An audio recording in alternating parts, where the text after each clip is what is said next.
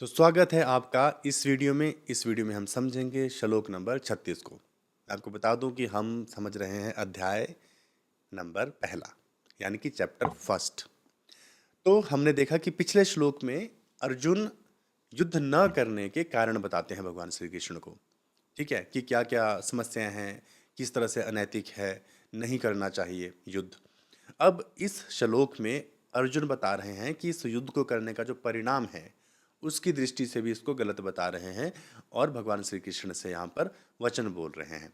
तो मैं आपको बता दूं कि हम एक एक श्लोक के साथ ये जो पूरा प्रसंग चल रहा है इसको समझ रहे हैं। ये जरूरी है कि आप सारे श्लोकों को यहाँ पर समझें। अगर आप अचानक से सीधे श्लोक को पढ़ेंगे तो इसका अर्थ तो समझ में आ जाएगा, लेकिन जो सही मायने में जो सीख हमें यहाँ पर चाहिए वो शायद ना मिल पाए। तो मेरा अनुरोध यही रहेगा कि अगर आप पढ़ना चाहते हैं तो शुरू से पढ़ सकते हैं, क्योंकि जो प्लेलिस्ट है उसका भी मैंने लिंक डिस्क्रिप्शन में दे दिया है, जिसमें आप श्लोक नंबर 1 से पूरे श्लोकों को समझ सकते हैं। तो चलिए हम समझते हैं हमारे इस श्लोक को। अर्जुन भगवान श्री कृष्ण को कहते हैं, निहत्य धार्तराष्ट्रान्नः का प्रीति ही स्या जनार्दन पापमेवा श्रयदस्मान हत्वैतान आततायिनः। अब हम इन पदों का पहले अर्थ समझ लेते हैं हिंदी में। तो सबसे पहले आ गया निहत्य, मतलब हत्या करना, मारकर। धार्तराष्ट्रान्नः, तो यहाँ पे धार्तराष्ट्रान है और उसके साथ नह है, तो दो पदों की यहाँ पर संधि है, मतलब जोड़ा गया इनको। ठीक है, संस्कृत में जब दो पदों को जोड़ देते हैं तो उसका जो उच्चारण है वो बदल जाता है। ठीक है, तो यहाँ पे धार्तराष्ट्रान किसको कहते हैं, यानी कि जो कौरव पक्ष है उसको कहते हैं धार्तराष्ट्रान।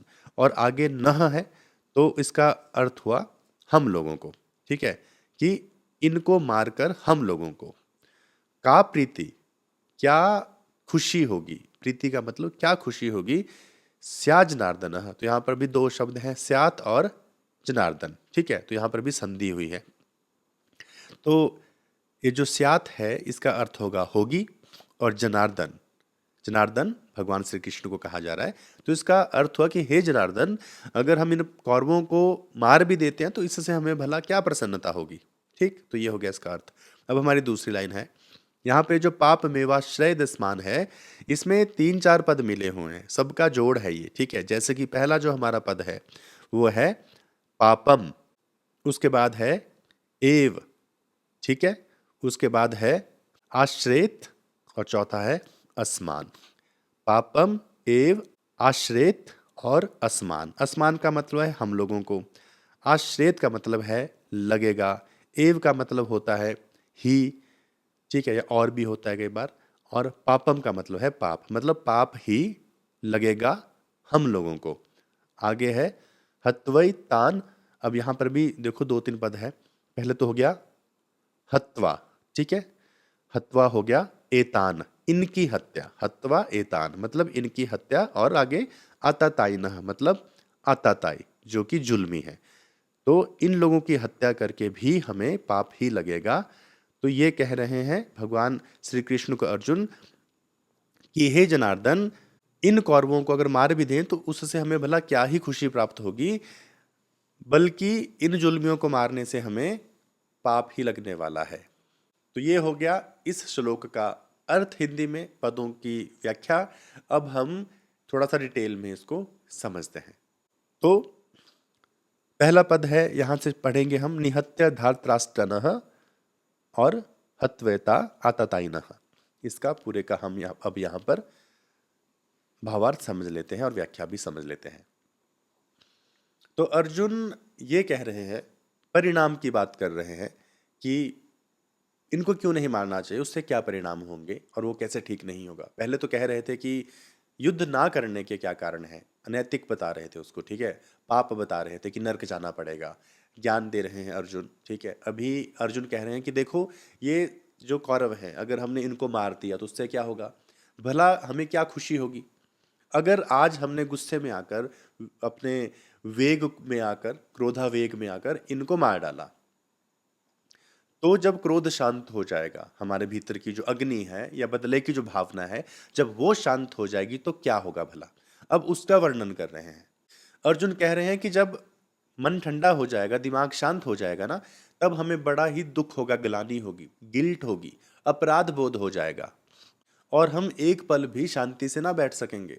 जीवन भर हम खुद को ही दोष देते रहेंगे और ये सोचते रहेंगे कि हमसे कितना बड़ा पाप हो गया, हमने अपने सारे संबंधियों को मार डाला। हमेशा हम यही याद कर करके रोते रहेंगे और हमेशा दुखी रहेंगे। भले ही राज्य मिल गया, सब मिल गया, लेकिन क्या फायदा उस राज्य का? सुख तो मिलेगा नहीं, क्योंकि जीवन भर तो दुखी ही रहना है, हर दिन तो रोना ही पड़ेगा यही सारी घटनाओं को याद कर करके। तो इसलिए युद्ध करना ठीक नहीं है। तो अर्जुन यहाँ पर भगवान श्री कृष्ण को ये बता रहे हैं। और दूसरा अर्जुन ये कहते हैं कि हम जीवित भी कब तक रहेंगे, ठीक है, कितने दिन तक जिंदा रहेंगे, और जब तक जिंदा रहेंगे तब तक शोक से ही ग्रस्त रहेंगे। तो ऐसे युद्ध से कोई लाभ नहीं है, इनको मारने से भी कोई फायदा होने वाला नहीं है। यानी कि ये पूरी तरह से गलत है। जो जुल्मी लोग होते हैं, जिनको यहाँ पर आताताई कहा गया है, अब थोड़ा सा उसके बारे में बात करते हैं कि जुल्मी लोग कौन होते हैं, किसको आताताई कहा गया है। आताताई वो होता है जो आग लगा दे, यानी कि जो आपके घर को जला दे, जो आपको विष दे दे, जो अस्त्र लेकर आपके ऊपर प्रहार करे, आपको मार देना चाहता है, ठीक है, इस तरह से, जो किसी भी तरह से आपकी जमीन संपत्ति राज्य को हड़प ले, या फिर आपकी स्त्री का अपहरण कर ले।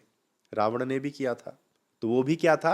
आताताई था, ठीक है। अब हम ये बात क्यों कर रहे हैं यहाँ पर? क्योंकि जो कौरव हैं उनको आताताई कहा गया, दुर्योधन को आताताई कहा गया, क्योंकि ये जो सारे लक्षण थे वो दुर्योधन में कूट कूट के भरे थे। दुर्योधन ने भीमसेन को विष देकर मारने की कोशिश की, लाक्षागृह में सब पांडवों को जलाकर मारने की कोशिश की, आग लगा दी थी उसको, ये भी हो गया। जुए में धन संपत्ति राज्य सब हड़प लिया पांडवों से, और उसके बाद दुर्योधन के ही इशारे पर जयद्रथ ने द्रौपदी को घसीट लिया, यानी कि पत्नी को भी दुर्योधन ने छल कपट से हड़प लिया। तो ये सारे जो लक्षण थे आतताई होने के, सारे दुर्योधन में मौजूद थे। और शास्त्र ये कहता है, भगवान श्री कृष्ण भी आगे बताते हैं कि अधर्मी का धर्म से भी विनाश करना पाप नहीं पुण्य होता है। इनकी शास्त्र कहता है कि अगर कोई आताताई है जिसमें सारे लक्षण हैं, उसको अगर आप मार दोगे तो आपको कभी भी पाप नहीं लगेगा।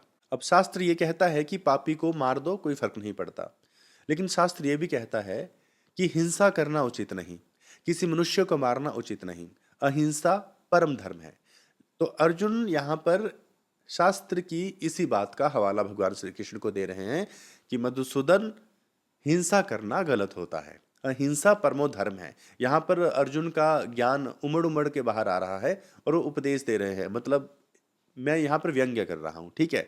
वो भगवान श्री कृष्ण को रोते हुए कह रहे हैं, ठीक है, पूरी तरह से विषादग्रस्त है, और कह रहे हैं कि हे मधुसूदन, देखो मारना तो अच्छी बात नहीं, शास्त्र भी कहता है कि हिंसा नहीं करनी चाहिए, अहिंसा परम धर्म होता है। भले ही ये आताताई हैं, ये पापी है, पाप कर रहे हैं, लेकिन सगे संबंधी भी तो हैं, ठीक है। अब इन्होंने अगर अपराध किया है तो क्या इनको मार डाले? ये बात तो बिल्कुल भी उचित नहीं है। अर्जुन कहते हैं कि ये सारे तो कुल के हैं, और कुल का जो नाश करता है वो नरक जाता है, ये भी शास्त्र कहता है। और अर्जुन यहाँ पर ये भी कहते हैं कि अगर कोई बेटा है अपना, अगर वो अधर्म का मार्ग पकड़ ले तो उसको मारा नहीं जाता, उसको सही रास्ते पे लाया जाता है। तो ये अर्जुन यहाँ पे तर्क दे रहे हैं। तो यहाँ पर अर्जुन जो परिणाम है कि इनको मारने के बाद तो दुखी मिलने वाला है, ठीक है, बहुत ही पाप लगने वाला है, नरक जाने वाले हैं, ठीक है, हम कभी चैन से रह नहीं पाएंगे, एक पल भी खुशी से नहीं रह पाएंगे, कभी उत्सव नहीं मना पाएंगे, ठीक है, क्योंकि हर उत्सव का आधार क्या है? असंख्य चिताएं। अपने सगे संबंधियों की चिताओं पर भला कौन सा उत्सव मनाया जाएगा, ठीक है, और कौन सी यहाँ पर कीर्ति मिलने वाली है, ठीक है, इतिहास में लोग याद ही रखने वाले हैं। तो ये कहकर परिणाम की दृष्टि से अर्जुन भगवान श्री कृष्ण को इस युद्ध को पूरी तरह से अनुचित बताते हैं। तो अब आप ये देखिए कि किस तरह से अर्जुन यहाँ पर विषादग्रस्त होकर बातें कर रहे हैं। तो उम्मीद करता हूँ आपको ये श्लोक समझ में आ गया होगा। अब इसके बाद हम देखेंगे कि जो अगला श्लोक है वहां पे अर्जुन भगवान श्री कृष्ण के साथ आगे क्या कहते हैं। तो अब आपसे मुलाकात होगी अगले वीडियो में, अगले श्लोक में। तब तक के लिए आप अपना ख्याल रखिए।